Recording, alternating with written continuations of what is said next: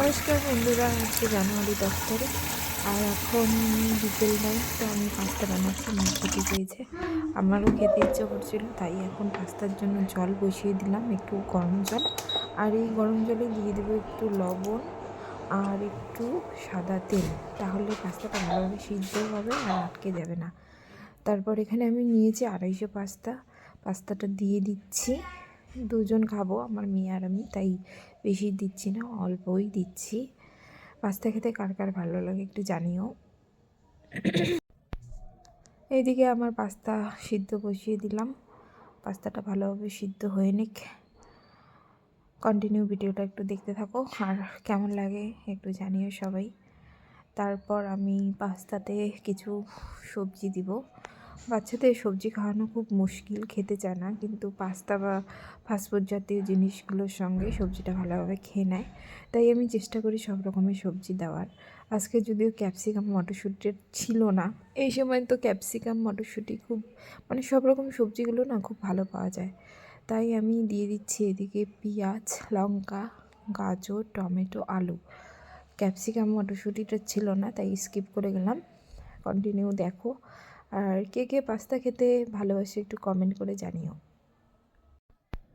তারপরে এদিকে দেখো আমার পাস্তাও সিদ্ধ হয়ে গেছে। পাস্তাটা না ঝরঝরে করার জন্যই তেলটা দেওয়া আর লবণটা, তাহলে ঝরঝর আটকে যায় না, আঠালো হয় না। আর যদি পাস্তা ঝরঝরে সিদ্ধ না হয় তো খেতেও আমার মেয়ে খেতে চায় না। তারপর আমি চেষ্টা করি সবসময় সাদা তেল দিয়ে রান্না করার, তাহলে অ্যাসিডিটিটা একটু কম হয়। আর যেহেতু বাচ্চা খাবে, তাই আমি একটু ভেজিটেবল দিয়ে নিলাম আর সাদা তেল দিয়ে বানাচ্ছি। তো এদিকে দিয়ে দিচ্ছি গাজর, টমেটো, আলু, পেঁয়াজ, লঙ্কাটা একটু কম দিচ্ছি, একটা লঙ্কা এক্সট্রা সিদ্ধ দিয়ে দিলাম, ওটা আমি খাবো। আর লঙ্কা কুচি কুচি করে একটা দিয়েছি, শুধু ঝাল হলে খেতে চায় না, তাই আমি সবসময় চেষ্টা করি লঙ্কা কম দিয়ে রান্না করার। প্রত্যেকটা সবজিতেই আমি লঙ্কা কম দিই। আর এইদিকে দেখতে পাচ্ছ আমি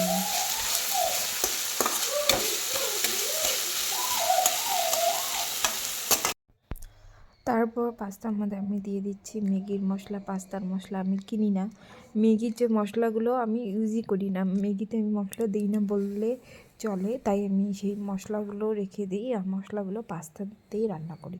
ম্যাগিটা না হালকা মশলা দিয়ে রান্না করলেও খেতে পারি, কিন্তু পাস্তা একটু মশলা দিতেই হয়। এইদিকে দেখো আমার পাস্তা রেডি, এখন মেয়ে আর আমি খাবো। তো ভিডিওগুলো কীরকম লাগে একটু জানিও।